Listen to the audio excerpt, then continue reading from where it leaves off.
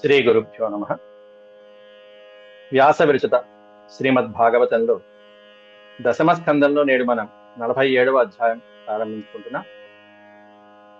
ఈ 47వ అధ్యాయంలో మనం పూర్వపాఠాల్లో 14 శ్లోకాల వరకు పూర్తి చేసుకోవడం జరిగింది. దీంట్లో వ్యాసులు వారు భ్రమర గీతల్ని వర్ణించారు. కృష్ణుని యొక్క సందేశాన్ని గైకొని ఉద్ధవుడు బృందావనానికి రావడం, అక్కడ నంద యశోదలకి వాళ్ళకి కాస్త ఊరట కలిగించి, కుమారుడి పట్ల, పుత్రులిద్దరి పట్ల, బలరామకృష్ణ పట్ల ఉన్నటువంటి వారి యొక్క బెంగని తీర్చి సాంత్వనపరిచి, ఆ తర్వాత మళ్ళీ తెల్లవారుజామునే సంధ్యావందనాది కాలకృత్యాలన్నీ తీర్చుకొని చక్కగా గోపికల దగ్గరికి రావడం జరిగింది ఉద్ధవుడు. కృష్ణుడి యొక్క వేషంలోనే ఉన్నటువంటి ఆ ఉద్ధవుణ్ణి చూసి ఒక భ్రమరమును అడ్డు పెట్టుకుని గోపికలు ఇటు వచ్చినటువంటి ఉద్ధవుడికి అటు శ్రీకృష్ణుడికి అర్థమయ్యేటువంటి రీతిలో భ్రమరాన్ని అడ్డు పెట్టుకుని వాళ్ళ యొక్క మనోవ్యధని, వాళ్ళ వ్యతలని వెళ్ళిపుచ్చుకుంటున్నారు. ఇంకా చెప్పాలంటే దెప్పి పొడుస్తున్నారు. అంతకంటే ఎక్కువ ఏమిటంటే, ఏ పదం బాగుంటుందంటే, పరమాత్ముడి మీద ఉన్నటువంటి గాఢమైనటువంటి ప్రేమకి ఇవన్నీ నిదర్శనాలని చెప్పాలి మనం.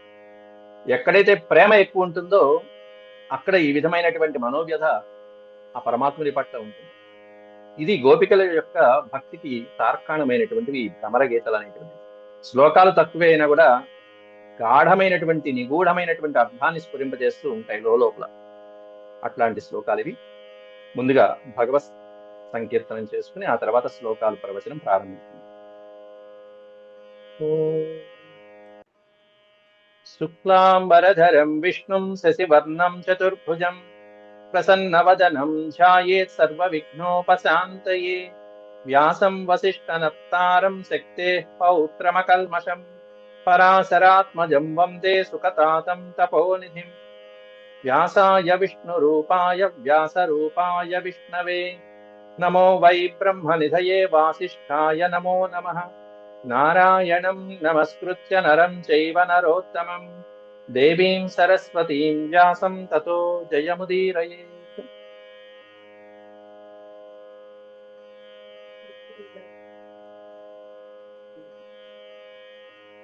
దశమ స్కందంలో 47వ అధ్యాయం భ్రమర గీతలు. గోపికలు పలుకుతున్నటువంటి అత్యద్భుతమైనటువంటి వేదనాభరితమైనటువంటి సందేశం ఒక భ్రమరాన్ని అడ్డు పెట్టుకుని చెప్తున్నారు. 14వ శ్లోకం నిన్న చెప్పుకున్నాం, చివరిలో ఆగిపోయింది. కిమిహ బహుషడంఘ్రై జాయసి త్వం యదూనాం అధిపతి అధిపతిమగృహాణాం అగ్రతో నః పురాణం విజయ సఖ సఖీనాం గీయతాం తత్ప్రసంగః క్షపిత కుచరుజస్తే కల్పయంతీష్టమిష్టాః అని గానం చేశారు. టోటల్ ఈ శ్లోకం యొక్క సారాంశం ఏంటంటే, ఓ ఉద్ధవ, ఈ వేదాంత వచనాలు మాకు అక్కర్లేదయ్యా. కృష్ణుణ్ణి విడిచిపెట్టి ఈ వచనాలతో మేము సంతృప్తి పొందం. కృష్ణుడు ఉంటే మేము సంతృప్తి పొందుతాం, కానీ కృష్ణుడి యొక్క వచనాలతోనే, నీ యొక్క సందేశంతోనూ సంతృప్తి పడటానికి మేము మీ అంత జ్ఞానులం కాదయ్యా. ఎందుకంటే నువ్వు జ్ఞానివి. షడంఘ్రే అంటూ, షడంఘ్రే అనే పదానికి 2 అర్థాలు ధ్వనిస్తాయి. ఒకటేమన్నా తుమ్మిద అని, రెండేమన్నా 6 అంగాలు కలిగినటువంటి వేదం. శిక్షా, వ్యాకరణం, ఛందస్సు మొదలైనటువంటి 6 అంగాలతో చక్కటి వేద జ్ఞానాన్ని పొందినటువంటి ఓ ఉద్ధవ అని ఉద్ధవుణ్ణి కొట్టారు ఓ పక్కన. ఓ తుమ్మిద, భ్రమరమా అని చెప్పి 6 పాదాలు కలిగినటువంటిది భ్రమరం. దాన్ని కూడా మనం చెప్పుకున్నాం. 2 పాదాలు ఉంటే ఏమిటి, 4 పాదాలు ఉంటే ఏమిటి, 6 పాదాలు ఉంటే ఏమిటి, ఇట్లా పాదాలు పెరిగే కొద్దీ వివేకం అనేటువంటి కోల్పోతూ ఉంటుంది. ఇంకా ఎక్కువ పాదాలు ఉన్నటువంటి ప్రాణులు కూడా ఉంటాయి. కాబట్టి యదూనాం అధిపతి, ఆ యదు ప్రభువు అయినటువంటి ఆ కృష్ణ పరమాత్ముడి గురించి మా దగ్గర మాకు చెప్పక్కర్లా. ఎందుకంటే నహ పురాణం, మేమేం కొత్త వాళ్ళం కాదు. ఆ పరమాత్ముడి యొక్క చరిత్ర వినడానికి మేమేం కొత్త కాదు, మాకు పాతరాడే మహానుభావుడు. కాబట్టి అగృహాణం అగ్రతః నహ పురాణం. అగృహాణం అంటే ఇల్లు వాకిలి లేనటువంటి వాళ్ళం. మాదే ఉంది నాయన పల్లెటూరు వాళ్ళం. అక్కడైతే ఓ పెద్ద పెద్ద భవనాలు, మంచి రాజప్రాసాదాలు, ఎత్తైనటువంటి భవనాలు, అందమైనటువంటి స్త్రీలు. ఆ మధురా నగరంలో అక్కడికి వెళ్ళి కూర్చున్నాడు. మాదే ఉంది పూరి గుడిసెలు, ఒక కొంప కూడా అగృహాణమగ్రతో అని చెప్పి పొడుస్తున్నట్టుగా అంటున్నారు ఇక్కడ. కాబట్టి అయితే ఈ శ్లోకంలో ఉన్నటువంటి అంతరార్థం కూడా మనం చెప్పుకున్నాం. అగృహాణం అంటే గృహములు మొదలైనటువంటి వాటికి ప్రాముఖ్యతనిచ్చేటువంటి వాళ్ళు కాదు ఈ గోపీజనుడు. బృందావనంలో వ్రజవాసులందరూ కూడా ప్రాముఖ్యత దేనికి ఇస్తారు? భగవంతుడికి ఇస్తారని అర్థం అక్కడ. మనం రామాయణంలో కూడా అత్యద్భుతమైనటువంటి ఈ రెండింటి పోలికలు మనం చూడొచ్చు. వాల్మీకి మహర్షి అయోధ్య నగరాన్ని వర్ణించేటప్పుడు అద్భుతంగా అయోధ్య నగరంలో ఉన్నటువంటి రాజు దశరథ మహారాజు గుణగణాలు వర్ణించాడు, మంత్రుల్ని వర్ణించాడు, ప్రజల యొక్క గుణగణాలను వర్ణించారు. ప్రజలందరూ ఎంత ధర్మబద్ధులుగా ఉన్నారో, ధర్మనిష్ఠులుగా ఉన్నారో, వేద శాస్త్రాలన్నీ తెలిసిన వాళ్ళుగా ఉన్నారో అన్ని వర్ణించాడు అయోధ్య నగరాన్ని వర్ణించాడు. అక్కడేమన్నా లంకా నగరాన్ని వర్ణించేటప్పుడు వాల్మీకి మహర్షి ఏం చేశాడు? ఓ లంకా నగరంలో ఎత్తైనటువంటి ప్రాసాదాలు, ఆ రాజభవనాలు అద్భుతంగా ఉన్నాయి. లంకా నగరంలో శోభాయమానంగా ఏమున్నాయంటే భవనాలు ఉన్నాయని చెప్పి అద్భుతంగా వర్ణించేశాడు ఎక్కడ చూసినా. అందుకే లక్ష్మణుడు కూడా, అన్నా లంకా నగరం చాలా దివ్య సుందరంగా ఉంది, కాబట్టి మనం లంకా నగరాన్ని రాజధానిగా చేసుకుని ఇక్కడి నుంచే పరిపాలిద్దామంటే శ్రీరామచంద్రుడు అన్నట్టుగా ఉంటుంది. అతి స్వర్ణమయీం లంకాం నమే రోచత లక్ష్మణ జననీ జన్మభూమిశ్చ స్వర్గాదపి గరీయసి అంటాడు అక్కడ. లంకా నగరం ఎంత స్వర్ణమయమైన నమే రోచత అంటే లక్ష్మణుడంతటి వాడికి కూడా ఈ లంకా నగరం అయోధ్య కంటే బాగుంది అనిపించిందంటే ఆ లంకా నగరం ఎంత మోహవశంలో పడేసేదో చూడండి. కానీ రాముడు అట్లా పడేవాడు కాదు, లక్ష్మణులా పడేవాడు కాదు. అందుకని ఆయనకి తెలిసి ఏ విషయం వాల్మీకి ఇంకా బాగా స్పష్టంగా తెలుసు. ఇవన్నీ పైకి చదివితే మనకు అర్థం కాదు. ఏమిటి దాని అంతరార్థం? లంకా నగరంలో భవనాలు బాగున్నాయి అని వర్ణించాడు, అయోధ్య నగరంలో ప్రజలందరూ ధర్మబద్ధులుగా ఉన్నారని వర్ణించాడు వాల్మీకి. ఈ రెండు పక్క పక్కన పెట్టుకోండి, ఏది ముఖ్యం? ప్రజలు ధర్మబద్ధంగా ఉండటం ముఖ్యమా, భవనాలు బాగుండటం ముఖ్యమా?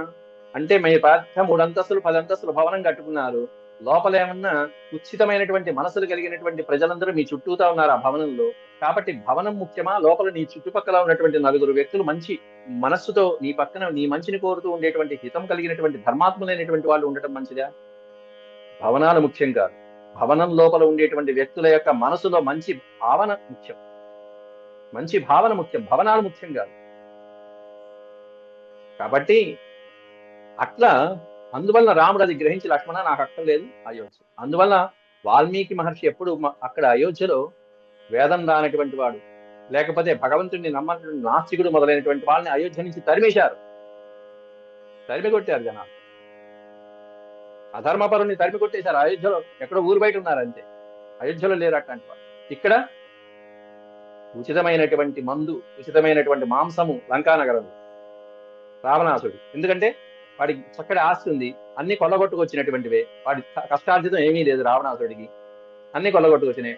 ఇవే ఫ్రీ చదువులు, ఫ్రీ విద్య, ఫ్రీ అనేటువంటిది ఉంటుంది మన వాళ్ళకి. గవర్నమెంట్ కూడా అన్ని ఫ్రీ ఇస్తుంటే ఇది తయారవుతుంది. అదే రాక్షసుడు రావణాసుడు చేసిన పని. చివరికి ఏమైంది? ఆ రాజ్యం అంతా మత్తులో మునిగిపోయింది. రాక్షసుల యొక్క ప్రవర్తన అది మానసికంగా అలా ఉంటుంది. అయోధ్య నగరం అలా. చివరికి ఏమైంది? రావణాసుడి లంక ఒక వానర వీరుడి చేత మొత్తం అంతా దగ్ధం అయిపోయింది, సర్వనాశనం అయిపోయింది. అయోధ్య భేదించలేనిది, ఛేదించలేనిది, ధర్మ మార్గంతో నడుచుకునేది ఎప్పుడు అలా శాశ్వతంగా ఉంది. ఇక్కడ ఎందుకు చెప్తున్నానంటే ఈ విషయం ఈ ఒక్క పదం కోసం చెప్తున్నాను. అగృహాణమగ్రతో నఃపురాణం. మాకేమి గృహాల పంప గోడ ఏమున్నాయి నాయన? ఏదో పూరి గుడిసెల్లో బతికేవాళ్ళు. మాదేముంది? అక్కడంటే వాళ్ళకి రాజప్రాసాదాలు ఉన్నాయి మధురా నగరంలో, అందుకుని వెళ్ళాడు స్వామి వాడి వెనకాల పరుగెత్తి. అక్కడైతే ఆ స్త్రీలు అందంగా ఉన్నారేమో, వెళ్ళాడు ఆ స్వామి. పైగా వీళ్ళకి తోడుగా ఆ లక్ష్మీదేవి కూడా ఆయన్నే సేవిస్తూ కూర్చుంది ఓ పక్కన. అట్లాంటి ఆయన్ని, ఎందుకంటే ఇక్కడ మాకు వాసము ఇల్లు లేదు అని చెప్పినప్పుడు ఇది భక్తుల యొక్క ప్రధానమైనటువంటి లక్షణం అండి. భక్తులు ఎప్పుడు కూడా నిత్య తృప్తులు అని చెప్పాను నేను. నిత్యము తృప్తిగా ఉండేటువంటి వాళ్ళు, ఉన్నంతలో తృప్తిగా ఉండేటువంటి వాళ్ళు భక్తులు. ఇది భక్తి భావంలో ముఖ్యమైనటువంటి. అంతేకాని ఇల్లు లేదు, వాకిల్ లేదు, లేకపోతే నా ఇంట్లో వస్తువులు లేవు, సామగ్రి లేవు అని చెప్పి వాటి కోసం నిరాశ పడేటువంటి వాళ్ళు భక్తులు కాదు. వాళ్ళకి భగవంతుడు ఒక్కడు ఉంటే చాలు, భగవంతుడు అనుగ్రహం ఉంటే చాలు. కాసేపు ప్రశాంతంగా పూజ చేసుకునే సమయం ఉంటే చాలా ఆ ఇంట్లో. ఎక్కడ కూర్చున్నా, ఏ చెట్టు కింద కూర్చున్నా. అయితే ఇక్కడ ఇంకో విషయం చెప్పాను. ఈ భ్రమరము అనేటువంటిది షడంగ్రము యొక్క గాయసి త్వం త్వం గాయసి షడంగ్రే. ఏమిటా భ్రమరమా? ఓ చెవు చుట్టూతా చూరి జీ అని తిరుగుతూ గానం చేస్తున్నావు. ఈ గానం కూడా ఎలా ఉంటుందో నిన్న మనం చెప్పుకున్నాం, గుర్తు చేస్తున్నాం మరొకసారి. 2 పెదాలు కలిపేసి మనం ఓంకారం చెప్తే ఎలా ఉంటుందో అలా భ్రమరనాదం ఉంటుంది. ఓం అని మనం అలా పెదాలు విప్పి మనం చదివితే ఓంకారం స్పష్టంగా ఉంటుంది. పెదాలు కలిపేసి చదవని, ఇది జోరీగా.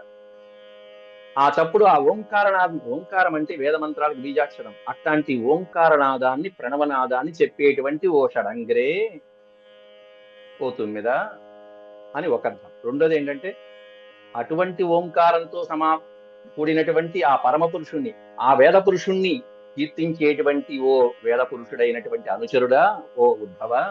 ఎందుకంటే ఆయన వేద పురుషుడు, ఈయన వేద తత్వం అంతా తెలిసినటువంటి అనుచరుడు ఉద్ధవుడు. మా దగ్గర నువ్వు గానం చేసింది చాలే, నీ సంగీతం చాలే, మా పక్కన సంగీతం ఆపు, నీ సంగీతం మా హక్క లేదని చెప్పడం ఇక్కడ ప్రధానం. ఎప్పుడైనా చూడండి, ఎవరైనా ప్రశంసిస్తూ ఉంటే, ఏదో సినిమాలు కూడా పెట్టుకున్నారండి, మనం సినిమాలు ప్రస్తావించకూడదు కానీ ఎవరైనా ప్రశంసిస్తూ ఉంటే పక్కన మధ్యలో కొడుతూ ఉంటారు, నీ సంగీతం చాలే అంటారు. సంగీతం వాయిస్తున్నారంటే ప్రశంసిస్తూ ఉండటం అక్కడ, అట్లా ఉంటూ ఉంటున్నారు. దాన్ని పోతనామాచుడు కూడా చక్కగా బొమ్మరి పోతనామాచుడు చక్కగా ఆ శ్లోకాన్ని అందించాడు. ఇదే శ్లోకం. భృంగా కృష్ణుడు మంచివాడనుచు సంప్రీతిం ప్రశంసించేది సంగీతంబున నేను సొక్కుదుమి. నీ సంగీతంలో మేం పడతామా? నీ సంగీతానికే మేము కింద పడిపోతామా? చాలే, నీ సంగీతం చాలే, ఈ వాయించింది చాలే, మా చెవులు చెప్పనే కూర్చుని ఓ జుయి అంటూ చూపి అంటే ఉద్ధవుడు ఏదో చెప్పబోతున్నాడు. ఏం చెప్పబోతున్నాడు? లేదమ్మా, కృష్ణుడు మిమ్మల్నే తలుచుకుంటున్నాడు, మిమ్మల్ని ఆరాధిస్తున్నాడు, అందుకే నన్ను పంపించాడని ఏదో చెప్పబోతున్నాడు. చెవుల దగ్గర చేరి, ఆ భ్రమరం ఎలా అయితే చెవుల దగ్గర చేరిందో, ఆ చెప్పబోతున్నటువంటి సందేశాన్ని గ్రహించి గోపిక ముందే ఈ విధంగా అంటుంది. భృంగా కృష్ణుడు మంచివాడనుచు. అమ్మా లేదమ్మా, కృష్ణుడు చాలా మంచివాడమ్మా అని చెప్పబోతున్నాడు. అనుకుని కూడా భృంగా కృష్ణుడు మంచివాడనుచు సంప్రీతిం ప్రశంసించేది సంగీతంబున నేను సొక్కుదుమి. ఈ సంగీతంలో, నువ్వు పాడేటువంటి ఈ సంగీతంలో, ఈ భ్రమర గీతంలో నేను పడతాననుకున్నావా? అబ్బే, మాది పల్లెటూరు అయినా మాకు తెలుసు కాస్త. తచ్చారిత్రములు వింతలే. ఆ కపట కృష్ణుడి యొక్క చారిత్రములు మాకేమన్నా కొత్త, మాకేమన్నా వింత? మేము ఎన్ని పడ్డాం ఇట్లాంటివన్నీ? తచ్చారిత్రముల్ వింతలే అంగీకారముగావు మాకు పురకాంతాగ్ర ప్రదేశంబులను. మాకు అంగీకారం కాదు, మేము ఒప్పుకోం. ఏమిటి? పురకాంతాగ్ర ప్రదేశంబులు. ఆయన ఏ ఏ ప్రదేశాల్లో, ఎక్కడ ఆ పురకాంతంలో మధుపుర ప్రాంతాల దగ్గర ఎక్కడైతే విహరిస్తున్నాడో అవన్నీ మేము ఒప్పుకోం. అంగీకారము కావు మాకు పురకాంతాగ్ర ప్రదేశంబులన్ సంగీతం బొనరింపు వారిడుదు రోజన్ నీకు నిష్ఠార్థముల్. నీకు బాగా సంగీతం పాడాలనుకుంటే వెళ్ళి ఆ మధురా నగర్లో పాడు. ఆ మధురా నగర్లో నీ సంగీతాన్ని మెచ్చుకునేటువంటి స్త్రీలు కొంతమంది ఉంటారు, వెళ్ళి అక్కడ పాడు. నీ విద్యను అక్కడ ప్రదర్శించు, నీ సంగీతాన్ని అక్కడ బాగా ప్రదర్శించు. నీ మధ్యను మెచ్చుకుని చక్కగా వాళ్ళు నీకు కావలసినటువంటివన్నీ బహుమతులు ఇస్తారు. అంటే ఉద్ధవుణ్ణి, నీ సంగీతం మా దగ్గర కాదు, నువ్వు చెప్పే ఈ మాటలు మాకు హక్కలేదు, కృష్ణుడిని మాకు పంపించు, నీ సంగీతం అక్కడ వాళ్ళకి వినిపించాలి. వీళ్ళకి కావాల్సింది ఎవరంటే కృష్ణుడు. నీ వచనాలు మా హక్కలేదు అయ్యా, ఈ వచనాలతో మేమే పడేవాళ్ళం కాదులే అని చెప్పాను.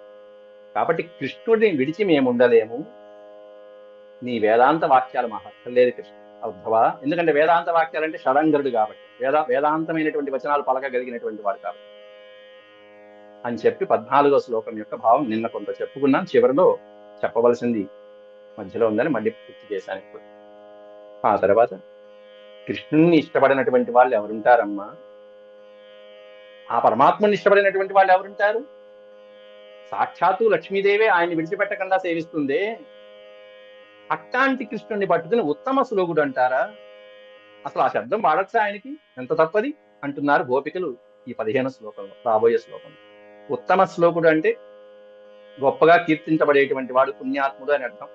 అంటే ఇంకా చెప్పాలంటే దీనులని కాచేవాడు, దీనుల్ని దయతో కృపతో కాచేటువంటి వాడు ఉత్తమ శ్లోకుడు అనబడతాడు. ఆయన దీనుల్ని ఎక్కడ కాలుస్తున్నాడు? మమ్మల్ని ఇంత బాధల్లో పెట్టినటువంటి వాడు ఆయన దీనుల్ని ఎట్లా రక్షిస్తున్నాడు? అది తప్పు. ఎవరో అంటున్నారు పండితులు అది తప్పు అని చెప్పి ఇక్కడ ఖండిస్తున్నారు ఆ మాటని. ముందేమైనా ప్రశంసిస్తున్నారు 2 పాదాలలో. దివి భువి చ రసాయా కాస్త్రియస్తద్దురాపాః కపట రుచిరహాస భ్రూ విజృంభస్య యాస్యుః. మీరు విడదీసుకుంటే ఇక్కడ విడదీసుకోవాలి. కపట రుచిరహాస భ్రూ విజృంభస్య యాస్యుః చరణ రజ ఉపాస్తే యస్య భూతిర్వయం కాః అపి చ కృపణ పక్షే యుత్తమ శ్లోక శబ్దః. దివి భువి చ రసాయాం కాస్త్రియః తద్దురాపాః. ఆ మనోహరమైనటువంటి చిరునవ్వులతో కపట రుచిర హాసః. హాసము అంటే తెలిసిందే మీకు, చిరునవ్వు. ఎట్లాంటి చిరునవ్వు? రుచిర హాసం, అందమైనటువంటి చిరునవ్వు అండి ఆ కృష్ణుడు. అబ్బబ్బా ఏం అందమైనటువంటి నవ్వు. కానీ ఇప్పుడు వీళ్ళకి అప్పుడు అందంగా కనిపించిన నవ్వు ఇప్పుడు ఎలా ఉంది? కపట అనే పదం పక్కన చేర్చారు. అప్పుడేమన్నా కృష్ణుడు పక్కన ఉన్నప్పుడు ఏమన్నా కృష్ణ నీ నవ్వు ఎంత బాగుంటుందో అన్నటువంటి గోపికలు ఇప్పుడు కృష్ణుడు ఇక్కడ లేకపోయేటప్పటికి ఏమంటున్నారు? కపట రుచిరహాస అని పదం పెట్టారు. ఆ కన్నయ్య నవ్వ అబ్బా ఎంత కపటమో, ఆ నవ్వులో పడిపోయామమ్మా మేము. ఆ మనోహరమైనటువంటి చిరునవ్వులతోనూ భ్రూ విజృంభస్య, భ్రూ విజృంభస్య, ఆ చక్కటి కనుబొమ్మల యొక్క విలాసములు, అందమైనటువంటి కనుబొమ్మలు కలిగినటువంటి వాడిని, ఆ నయవంచకుడు కపటుడు ఆ నయవంచకుని యొక్క శ్రీకృష్ణుని యొక్క అద్భుతమైనటువంటి అందచందాలకి లొంగనటువంటి స్త్రీ ఎవరుంటుంది? దివి భూవి చరసాయాం. మొత్తం ముల్లోకాలలో కూడా, భూలోకాలలో, దివ్యలోకాలలో, రసాతల లోకంలో, పాతాళ లోకంలో, ముల్లోకాలలో కూడా కా స్త్రీయ, ఏ స్త్రీ ఆవిడికి లొంగనటువంటి స్త్రీ ఉంటుంది? కరిగిపోయినటువంటి వాళ్ళు ఎవరుంటారు? ఎటువంటి స్త్రీ ఉంటుంది? కాబట్టి దివి భువి చ రసాయాం కాస్త్రియస్తద్దురాపాః కపట రుచిరహాస భ్రూ విజృంభస్య యాస్యుః చరణ రజ ఉపాస్తే యస్య భూతిర్వయం కాః. అయినా వయం కాః, మనమెవరం, మనమెంత? వయం కాః, మనమెవరం, మనమెంత? ఎందుకంటే స్వయంగా లక్ష్మీదేవే ఆయన యొక్క చరణరజ ఉపాస్తే, ఆయన యొక్క పాద పద్మాల యొక్క రజస్సుని ఉపాసిస్తున్నదంటే సాక్షాత్తు స్వయంగా లక్ష్మీదేవే. ఆ లక్ష్మీదేవి విడవకుండా ఆయన సేవిస్తూ ఉంటే వయం కాహ, సాధారణమైనటువంటి గోపికా జనులైనటువంటి మనం, ప్రజవాసులమైనటువంటి మనం ఎక్కడ? అయినా అపిచ, అయినప్పటికీ కృపణ పక్షే ఉత్తమ శ్లోక శబ్ద, ఉత్తమ శ్లోక శబ్దం అనేటువంటి బిరుదు ఆయనకి ఎట్లా ఇచ్చారమ్మా? పోయి కన్నయ్యకి, ఆ కృష్ణుడికి. ఆయన ఉత్తమ శ్లోకుడా? ఉత్తమ శ్లోకుడు అంటే గొప్పగా కీర్తించబడేటువంటి వాడు అని ఒక అర్థం. రెండోది దీనులని కాపాడేటువంటి వాడు, దీనుల యందు కనికరం కలిగి కాపాడేటువంటి వాడిని ఉత్తమ శ్లోకుడు అంటారు. అట్లాంటి కృష్ణుణ్ణి ఉత్తమ శ్లోకుడు అని ఎట్లా అంటున్నారు? ఎందుకంటే కృపణ పక్షే ఉత్తమ శ్లోక శబ్ద అన్నారు. కాబట్టి అక్కడ కృపణ అంటే దీనుల పక్షంలో ఉండి వాళ్ళని ఉద్ధరిస్తే అప్పుడు కదా ఉత్తమ శ్లోకం అనేటువంటి శబ్దం ప్రయోగించాలి.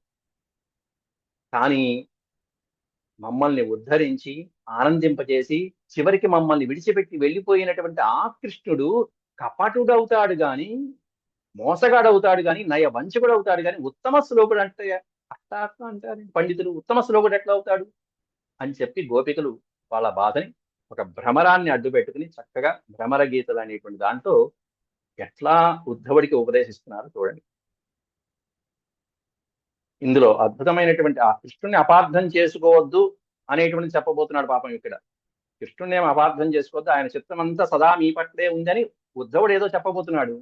ఆ చెప్పబోతున్నటువంటి ఆ భ్రమరానికి ఆ ఉద్ధవుడితో పలుకుతున్నట్టుగా గోపికలు సమాధానం చెప్పారు. ఏమని చెప్తున్నారు ఇక్కడ అంటే, దీంట్లో అక్కడ ఆత్మని ఎరగనటువంటి వాళ్ళు కృపణుడు అంటారు. కృపణుడు అనే పదానికి అర్థం మరొక అర్థం దీనుడు అని ఒక అర్థం అయితే, మరొక అర్థం ఆత్మని తెలుసుకోలేనటువంటి దీనుడు. మామూలు దీనుడు కూడా కాదు. ఎవరైతే వాళ్ళ ఆత్మలో ఉన్నటువంటి పరమాత్మ గురించి తెలుసుకోలేరో అట్లాంటి వాడు అసలైనటువంటి కృపణుడు అంటారు.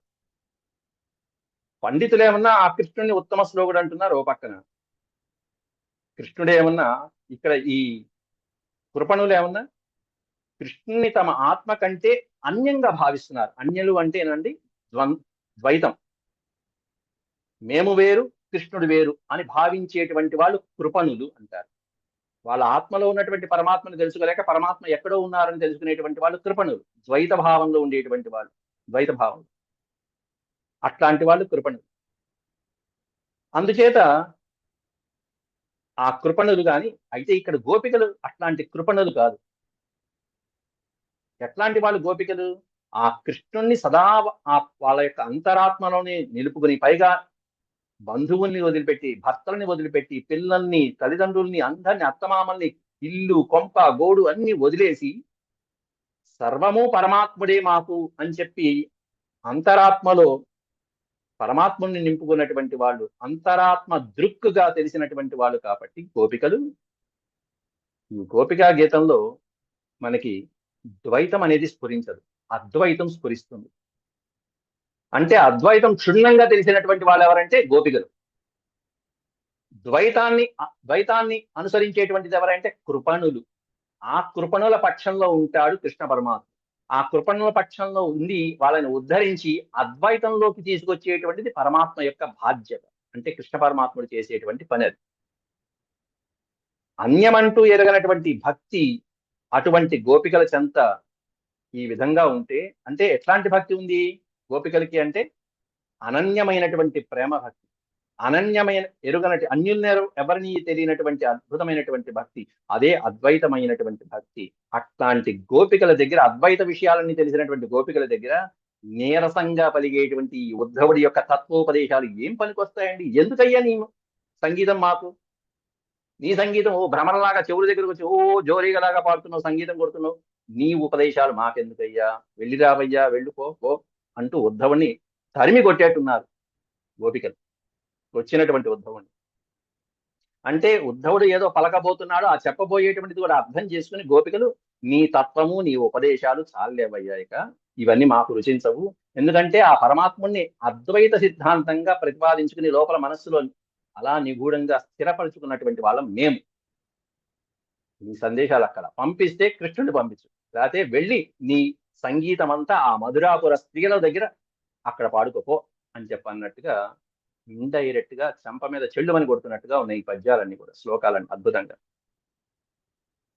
తర్వాత భ్రమర గీతంలో తర్వాత శ్లోకం, విసృజ శిరసి పాదం వేద్యహం చాటుకారై అనునయ విదుషస్తే భేత్య దౌత్యైర్ముకుందాత్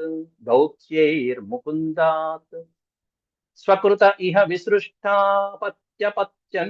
పత్యపత్యన్యలోకాః వ్యసృజదకృతచేతాః కిమ్ను సందేయమస్మిన్. అందరినీ వదిలిపెట్టేసి కృష్ణున్నే చేరుకున్నటువంటి మేము, అపత్యం అంటే సంతానము, ఇల్లు వాకిలి కొంప కూడా అన్ని వదిలిపెట్టేసుకుని వచ్చాం. అట్లాంటి మా ముందు ఇప్పుడు ఈ విధంగా చేసిందంతా చేసి కాళ్ళు పట్టుకోవడానికి మా కాళ్ళ చుట్టూ తిరుగుతున్నావా భ్రమరమా అంటూ ఇండైరెక్ట్ గా ఉద్ధవుణ్ణి ఏమంటున్నారు చూడండి. విసృజ శిరసి పాదం. ఇక్కడ ఈ గోరఖ్పూర్ ప్రెస్ లో తెలుగు అనువాదంలో ఒక తప్పు నాకు కనిపించింది. నీ శిరస్సును నా పాదములపై పెట్టవద్దు అని ఉంది. అది మనం రివర్స్ రాసుకోవాలండి. రివర్స్ రాసుకోవాలి. నీ శిరస్సుపై ఉన్న మా పాదాన్ని పెట్టుకోవద్దు, నీ శిరస్సున మా పాదాలు పెట్టుకోవద్దు అని ఉండాలి. నీ శిరస్సును అంటే శిరస్సును నా పాదం పైన నీ తల పెట్టవద్దు అని పుస్తకంలో ఉంది. అట్లాగా ఇక్కడ విభక్తి ఏమనిచ్చారంటే శిరసి అనేది సప్తమి విభక్తి. విసృజ శిరసి పాదం అని స్పష్టంగా సంస్కృతంలో కనిపిస్తుంది. కాబట్టి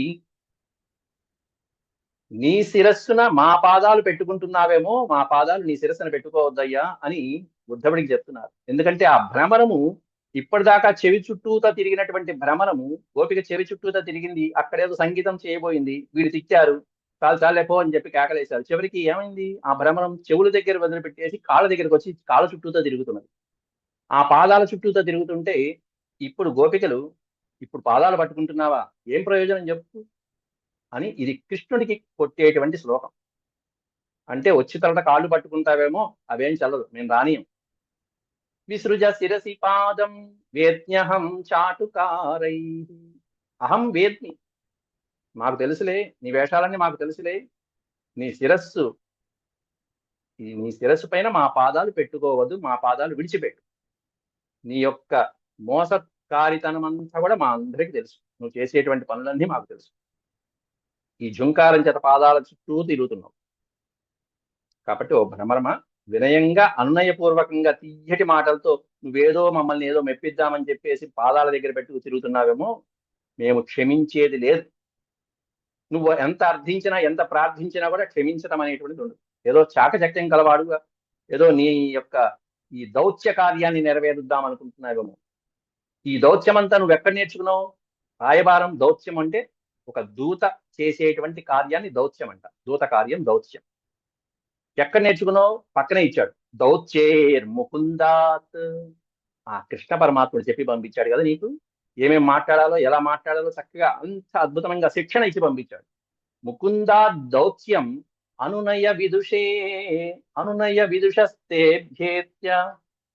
అభ్యేత్య అంటే అభ్యాసం చేసి పొంది, ఆయన దగ్గర శిక్షణ పొంది మరి వచ్చి అనునయంగా ముందు చెవుల్లోనూ ముందు ఇప్పుడు పాదాల దగ్గర అలా తిరుగుతున్నావు భ్రమరంలాగా.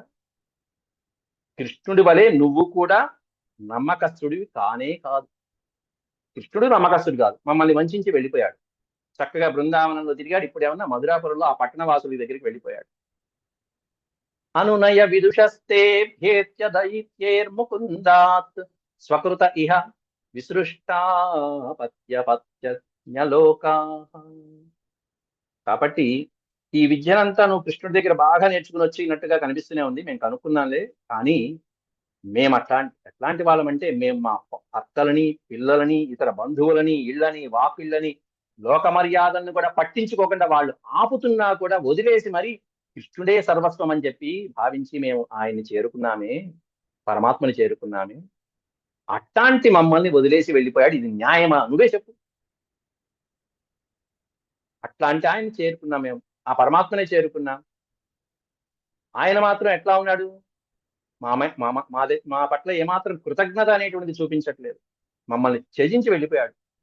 వ్యసృజత్ అకృత చేత. వ్యసృజత్ అంటే విడిచిపెట్టుట. అకృత చేత కిమ్ను సంధేయమస్మిన్. అకృత చేత ఏమిటి ఆయన చేసినటువంటి పని? మమ్మల్ని వదిలేసి ఆ పురకాంతాలను పట్టుకుని తిరుగుతున్నాడు. ఏమన్నా న్యాయంగా ఉంది? పోనీ మేమైనా తక్కువ తిన్నామా? అంతేలే, పల్లెటూరు వాళ్ళం కదా, అక్కడైతే అద్భుతమైనటువంటివన్నీ ఉంటాయి.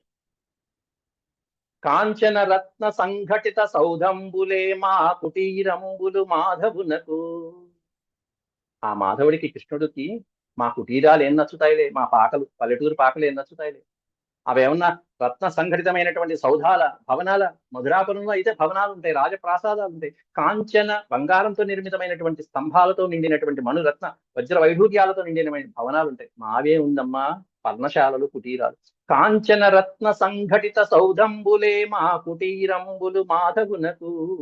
వివిధ నరేంద్ర సేవిత రాజధానియే మా పల్లె యదువంశ మండనునకు. మా యదువంశ మండనునకు ఎంత దెప్పుతున్నారో చూడండి, కృష్ణుడు ఎంత దెప్పుతున్నారో మాట మాటకి. మా యదువంశ మండడు, మా యదువంశ విభుడైనటువంటి ఆ శ్రీకృష్ణ ప్రభువుకి వివిధ నరేంద్ర సేవిత రాజధానియే మా పల్లె. మా పల్లె ఉన్న రాజధాని ఏదో పల్లెటూరు, బృందావనం, బ్రజవాసం, గోపల్లె, గోకులం, రేపల్లె, అంతేగాని ఇదేమన్నా కంసుడి యొక్క రాజధాని పట్టణమా? ఇక్కడ ఎందుకు ఉంటాడులే కృష్ణుడు, అక్కడికే వెళ్తాడు. మాటి మాటికి చెప్పుతున్నారు, మాటి మాటికి చెప్తున్నారు. కృష్ణుడు ఇక్కడ లేదు కానీ పాపం ఉద్ధవుడు పాపం ఏదో భరిస్తున్నాడు, మీడియేటర్ కాబట్టి. సురభి పాద ఫలతా శోభిత రామమే మాయరణ్యము సింహ మధ్యమునకు. ఆ సింహ మధ్యమైనటువంటి అంటే పురుష సింహమైనటువంటి, సింహ మధ్యమం అంటే చక్కగా సన్నగా ఉన్నటువంటి నడుము కలిగినటువంటి, సింహం నడుము సన్నగా ఉంటుంది. సింహ మధ్యమైనటువంటి అద్భుతమైన సింహ గమనం కలిగినటువంటి ఆ పురుష సింహానికి, కృష్ణ పరమాత్ముడికి సురభి పాద ఫలతా శోభిత రామమి మాయరణ్యము. ఈ వన ప్రదేశము, ఈ బృందావనము, ఈ వన ప్రదేశము సురభిపాద ఫలతా శోభిత ఆరామమే ఈ లతలతో కూడుకున్నటువంటిది, చక్కగా పుష్పాలతో వృక్షాలతో కూడుకున్నటువంటి ఈ అరణ్యం ఎందుకు నచ్చుతుందిలే? ఇది ఎందుకు నచ్చుతుందిలే? ఆ భవనాలే బాగుంటాయి, ఆ జిగులు జిగులు ఆ వెలుగులతో ఉండేటువంటి భవనాలే బాగుంటాయి. కమనీయ లక్షణ గజతురంగంబులే మా ధేనువులు కంసమర్ధనునకు. ఎంత అద్భుతమైన శ్లోకం అండి ఇది. మా ధేనువులు, మా ఆవులు, ఆ కంసుని సంహరించినటువంటి కృష్ణ పరమాత్ముడికి మా ధేనువులు ఏం రుచిస్తాయి? అక్కడైతే చక్కగా కమనీయ లక్షణ గజతురంగంబులే, ఆ గజవాహనాల మీద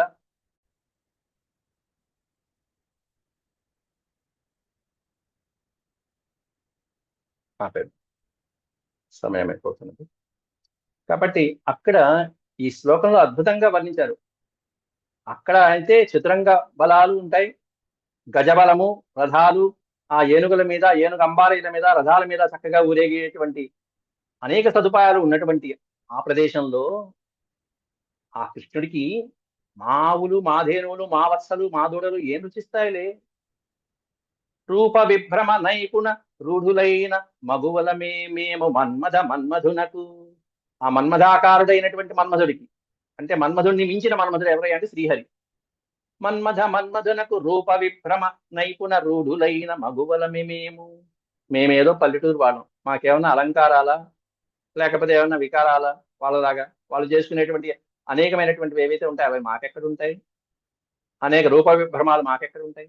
ఏల చింతించు మేము కృష్ణుడేల తలచు పృథివీ నదుకులు నూతన ప్రియుడు కారే. చిట్ట చివరికి వాడినటువంటి పదం ఏంటంటే, లోకంలో ప్రభువులైనటువంటి వాళ్ళు నవప్రియులు కదా, ఎప్పుడు కొత్త వాళ్ళని ఇష్టపడుతూ ఉంటారు కదా, ఇది సహజమే కదా, అట్లాగే కృష్ణుడు కూడా ఇష్టపడుతున్నాడే, మమ్మల్ని ఎందుకు తలుచుకుంటాడులే, మమ్మల్ని స్మరిస్తాడులే అని చెప్పి పొడుస్తున్నారు ఇక్కడ మాటి మాటికి మాటి మాటికి కృష్ణుడిని.